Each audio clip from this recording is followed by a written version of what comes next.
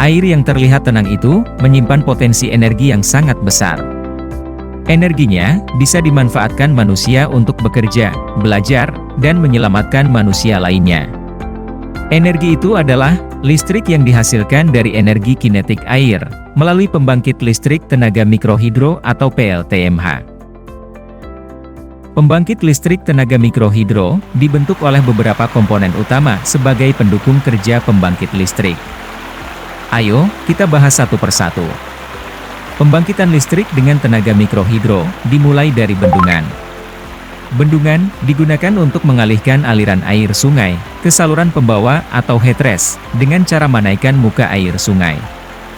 Biasanya, lokasi bendungan ada di sungai atau saluran irigasi yang memiliki beda ketinggian atau head sekitar 1,5 meter atau lebih, dengan debit air lebih dari 0,25 meter kubik per detik.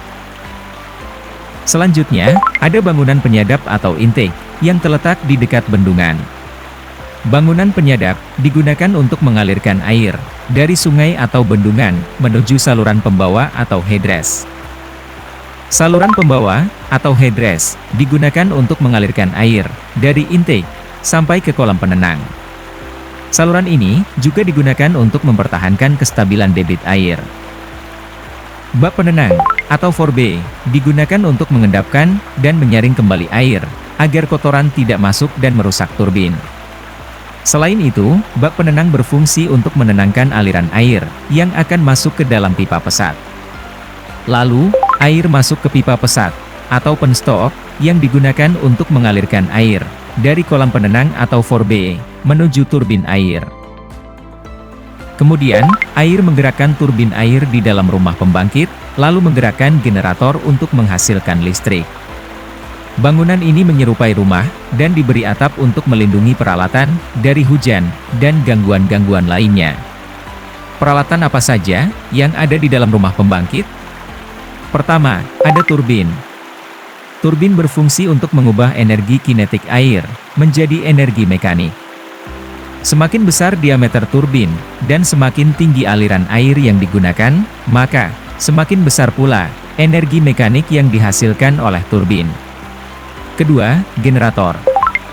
Jenis generator yang biasa digunakan adalah generator AC atau alternating current atau arus bolak-balik.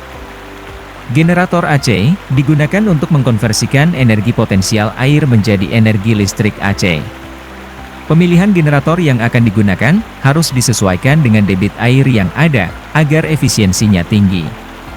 Kemampuan generator dalam menghasilkan listrik biasanya dinyatakan dalam volt ampere atau VA, atau dalam kilovolt ampere atau kVA. Ketiga, panel listrik. Kegunaan panel listrik untuk membagi, menyalurkan, dan mendistribusikan energi listrik dari sumbernya yaitu PLTMH kepada masyarakat. Setelah melewati rumah pembangkit, air dialirkan ke saluran pembuang atau tail rest. Saluran ini digunakan untuk mengalirkan air keluar setelah memutar turbin. Air akan dialirkan melalui jalur yang sudah dibuat, sehingga air yang keluar setelah memutar turbin akan kembali ke sungai. Setiap fasilitas PLTMH dilengkapi dengan saluran pelimpah atau spillway, fungsinya untuk mengurangi kelebihan air pada saluran pembawa.